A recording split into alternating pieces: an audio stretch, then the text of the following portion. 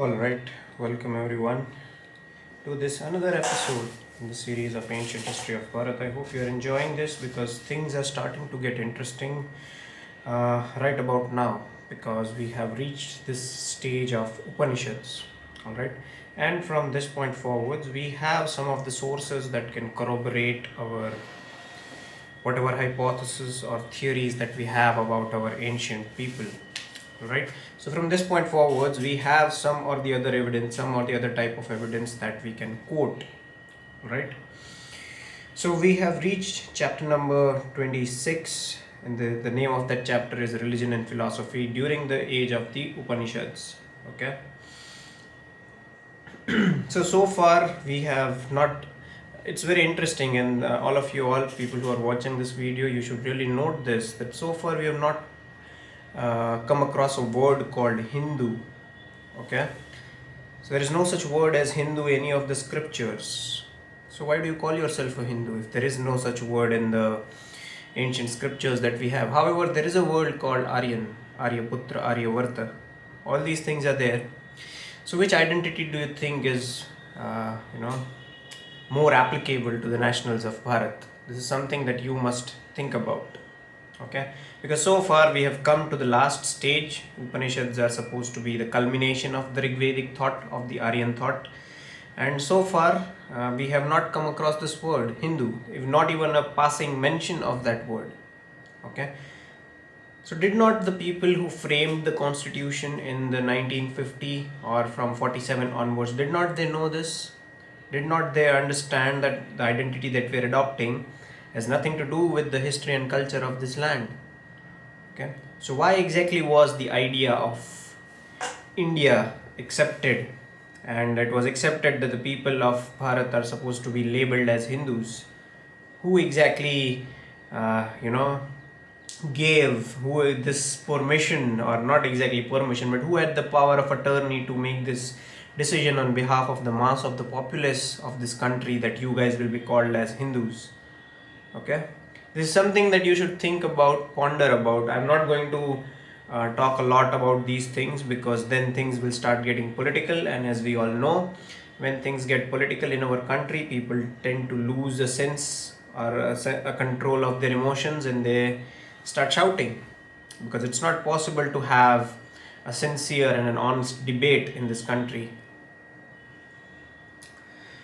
Alright, so this is chapter number 26, Religion and Philosophy, tradition of these skeptics and doubters who were certainly not priests. Okay, yes, we have discussed this in the previously. Since the Rigvedic age, the priestly class managed to accumulate, or I would use the word corner. They were able to corner a lot of power in the society, and this was a reason of envy for the people who were not from the upper castes, and caste again is a Portuguese word, so upper varnas. Okay, so the topmost varna, that was the priestly class, they managed to corner a lot of power, and this evoked a lot of envy amongst the people in the other varnas. So obviously they are going to figure out a way. Okay, they are going to figure out a way in which you do not need the priests anymore for the practice of your religion, and hence they came up with these spiritual startups. That is what I like to call Buddhism and all the other, because all these things, in a sense, they were spiritual startups. Okay, they were providing alternative ways to get in touch with your spirituality and whatnot. Okay, but yes, all the books, even the Upanishads, I would like to say, Aranyakas and the Upanishads, all the later texts, okay, they were in a way an affront towards the priestly class, some sort of a resistance towards them, because they had managed to accumulate a lot of power, and that was one of the reasons of envy, okay, amongst others.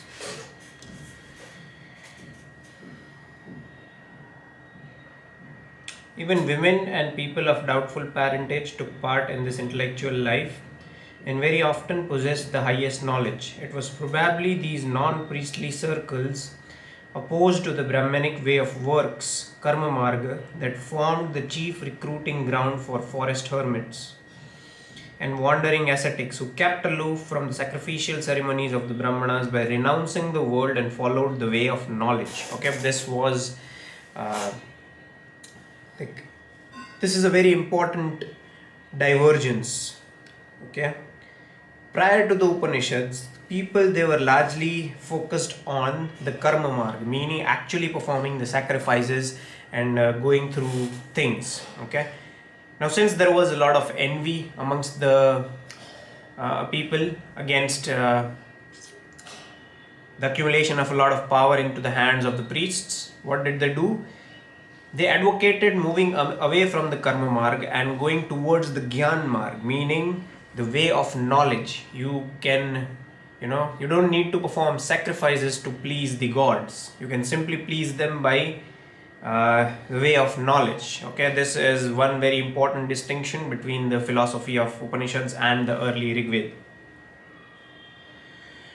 Okay, formulation of the wonderful theory of the ashramas, or the different stages of the Aryan life. Okay, so yeah, there are 4 stages in which you're supposed to live. I don't think these things are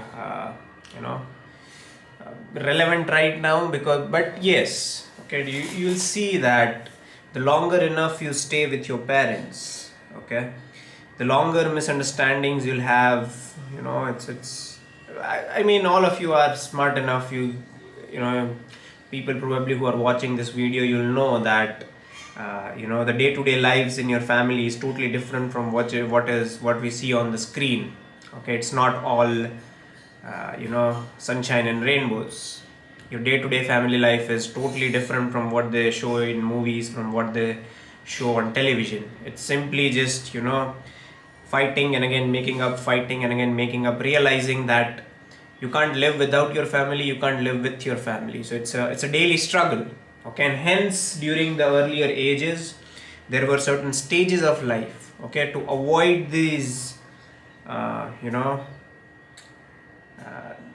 would say disagreements on a day-to-day basis. Okay, so the first one is you live with the teacher, the second one is you become a householder, okay, you have children, the third one is when you've grown old, you leave your house and go to the village for the forests.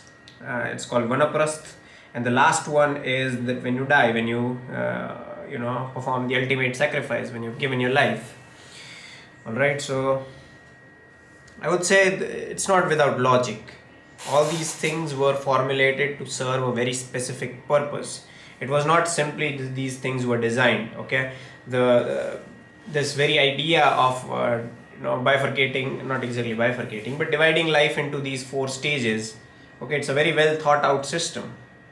It was not just randomly somebody got up someday and wrote these things down, and from that point forwards everybody started following it.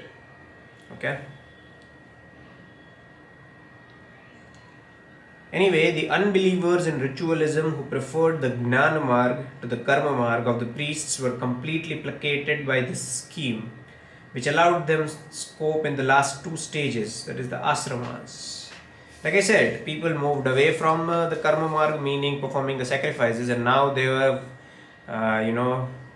they had,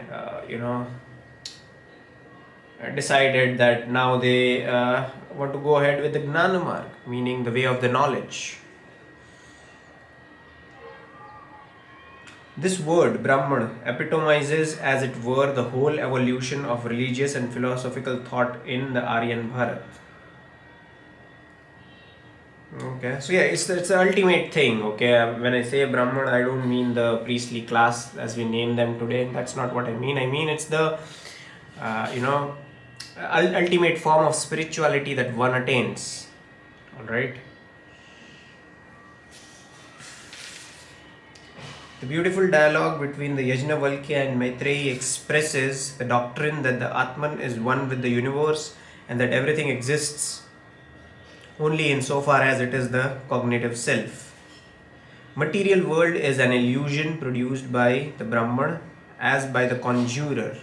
Okay, when I say Brahman, I mean the ultimate higher authority, the ultimate Almighty. Okay, so it is that person who has created the material world, that is the illusion. Okay, prana is the breath of life. A favorite theme with the Upanishads is a description of this prana, which is identical with the intelligent self and of its relations to the pranas. That is organs of the soul. This was something that was very interesting. I had to pause for a few minutes and think about it. How can soul have organs? Okay, organs of the soul. And in bracket, RC Majumdar has written the organs of the soul are the breath, your breathing, your speech, your sight, your hearing, and the organ of thinking, that is the brain. Okay, breathing, I can imagine breathing could have been a soul, an organ of the soul. But how is, eyesight, hearing, speech up to a certain extent? Yes, it could have been. But yes, this is something that I failed to comprehend completely. If you know, you can simply just comment on this video. Okay, the reciprocal action between these organs of the soul and the corresponding five forces of nature, wind, fire, the sun, the quarters of heaven, and the moon, is also often touched upon. This explains the frequently recurring psychological fable of quarrel among the pranas regarding seniority. Okay, so all these things, they competed against each other. So here is the idea of whenever you see something, whenever you hear something, and whenever you sense something, all these sense organs are also competing within themselves. Okay, your brain is trying to decide whether the eye was the first one to perceive this, whether the ears were the first one to perceive this, and even if they were the first ones, who perceived them correctly. Okay, so even your sense organs compete. That is what is written in here. Fortunes of the soul incidentally develops the doctrine of transmigration of soul, the ethical doctrine of karma. Okay, karma, like all of you all know, karma is a female dog, and you're not, you cannot be absolved of any bad karma that might have accumulated, over your soul by the virtue of you committing those acts. Okay, there is no way for you to escape those things. So yeah, karma visits everyone. But how did this theory come about? What are the germs of this theory? Who thought about this theory, and what prompted them to think about this theory? So for this, I would like to take you back to the concept of Varuna. Okay, we have covered this sufficiently in many of our previous videos, that Varuna is one of the deities who protects Rita. Rita is a cosmic order. Okay, the way things are functioning, every process on the face of earth is cyclical. Okay, and they have been set into motion by the Almighty, that is the Brahma. That is again a discussion for some other video. I'm just giving you a brief about it. Okay, so all the cosmic order has been put forth into motion, and that motion must continue. You cannot diverge from that motion. You cannot go reverse. Okay, and even if you attempt to disturb that motion, to disturb that cosmic order, okay, the wrath of Varuna, okay, you will be visited by the wrath of Varuna. That is why he was the most feared god during the Vedic times. Okay, now this is where arises the conception of the theory of karma.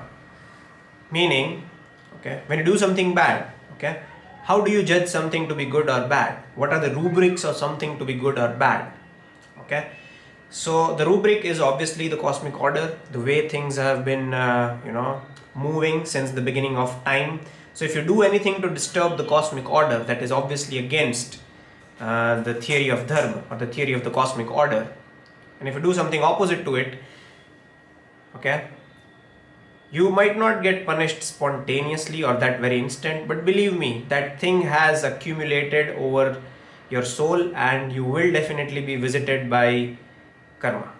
And that is the reality, that is the ultimate reality of the Aryan thought.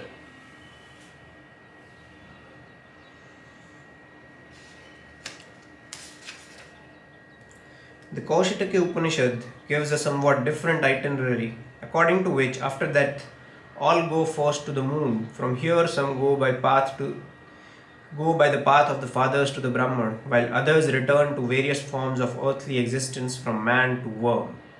Okay, this is again, I would say yes. Our scriptures, all the intellectual legacy that we have, they are not devoid of, exaggerations. I'm not saying that there are no exaggerations in the Upanishad. Obviously, there are. Nobody is denying that. But even I am at the same time, I'm not completely, really, I am not completely going to ignore it simply based on the fact that the West thinks that all of this is simply superstition. And don't study it. Okay, but we guys will do it. We guys will believe these things because this is our intellectual legacy, the legacy that was bequeathed upon us by our Aryan forefathers.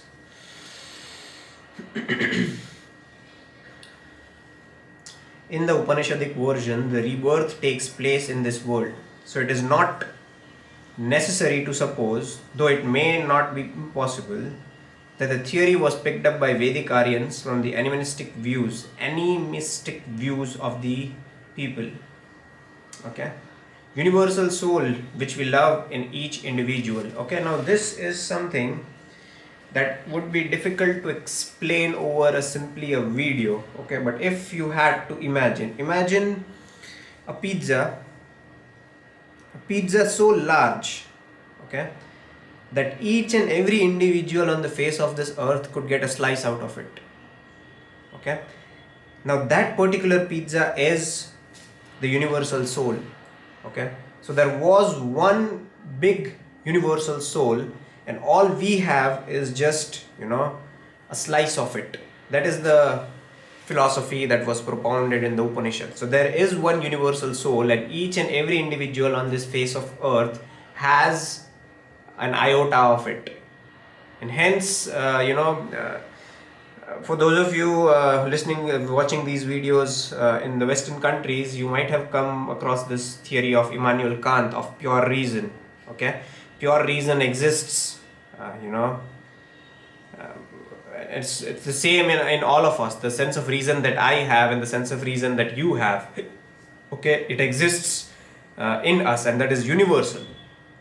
Okay, that is for those of you who are watching this video from the West, that is what I mean when I say universal soul. Okay, the highest object, union with Brahman, is attainable only by cognition, by giving up non-knowledge, that is all works good and bad. Sacrifices and pious works can only lead to newer births, but knowledge alone lifts one above the maze of samsara to one and eternally true. Okay, you can see there is this gradual transition, this gradual shift from the idea of sacrifice to the idea of knowledge. Earlier, sacrifice was mandatory to attain the highest goal of spirituality, but by now, it was now simply just limited to acquiring the knowledge. Okay. The longing for this true knowledge, leading to the disregard of all pleasures, finds poetical expression in the legend of the Nachiketas. In one of the most remarkable and the beautiful Upanishads, the Kathaka. Okay. So obviously, like I said, it is very easier said than done. Okay, you have to let go of all the desires. You have to relinquish all your wants. Okay, and then and only then you can come closer to the real knowledge. Okay, that is what our ancient wisdom says. Here there is a very interesting line on page number 502 in this book. RC Majumdar writes, all philosophical systems, all belief systems of Bharat, heretical or orthodox, have sprung up from the Upanishads.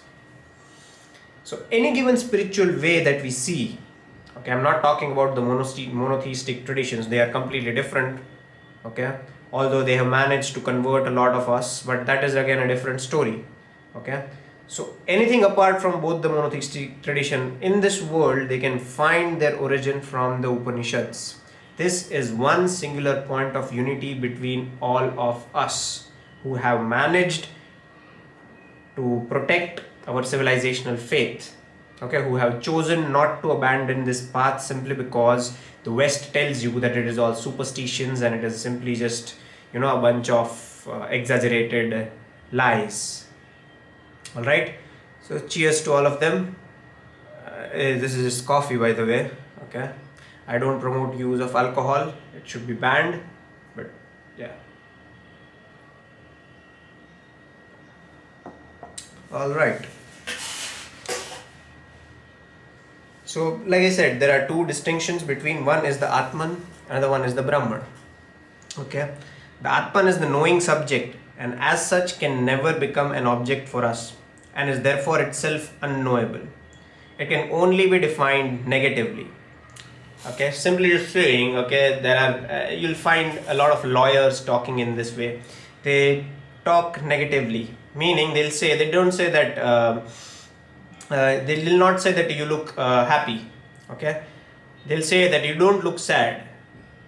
Getting, so that leaves out a lot of room and elbow room for you to propound your theories. Okay, so Atman is something that you cannot define.